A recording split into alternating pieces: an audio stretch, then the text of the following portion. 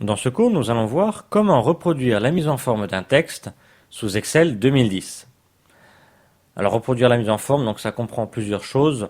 Reproduire la police, sa taille, si le texte est en gras en italique souligné, s'il y a des bordures, sa couleur, la couleur de fond, son alignement et éventuellement si il s'agit d'un texte qui a été fusionné donc sur plusieurs cellules. Donc ici j'ai deux tableaux, un premier donc avec mon titre déjà mis en forme et un second où j'ai simplement tapé, vous voyez, mon texte dans la cellule A14 et je n'ai fait aucune mise en forme. J'ai deux possibilités, soit je fais manuellement toute la mise en forme, donc là je dois fusionner toutes les cellules, rechercher la bonne police, la bonne taille, le remettre en gras, etc.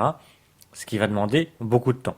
Le fait de reproduire la mise en forme, ça va vous permettre de remettre la même présentation sur plusieurs textes différents. Alors pour cela, je fais un clic sur le texte contenant la bonne mise en forme, je vais dans le menu Accueil, j'y suis déjà, et je vais cliquer ici sur le pinceau qui est l'outil de reproduction de la mise en forme. Je fais un clic, automatiquement vous avez des pointillés qui entourent la cellule que vous aviez sélectionnée, et on n'a plus qu'à faire un clic sur la cellule contenant le texte à modifier. Donc ici, A14, je fais juste un clic et automatiquement, vous voyez, ce texte a repris la même mise en forme que celui du dessus, y compris les bordures, la couleur de fond, la couleur, la police, etc. Bien entendu, s'il s'agissait d'un ensemble de cellules à modifier, le principe est le même. Et par exemple ici pour français, je vais le mettre en vert, souligné, je vais changer, admettons, sa police, voilà.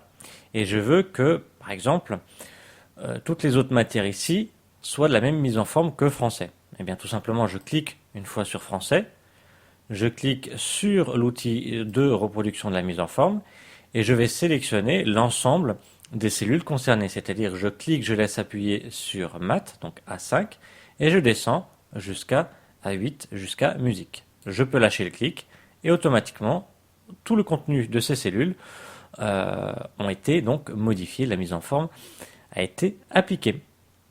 Voilà, nous venons de voir comment reproduire une mise en forme sous Excel 2010. N'hésitez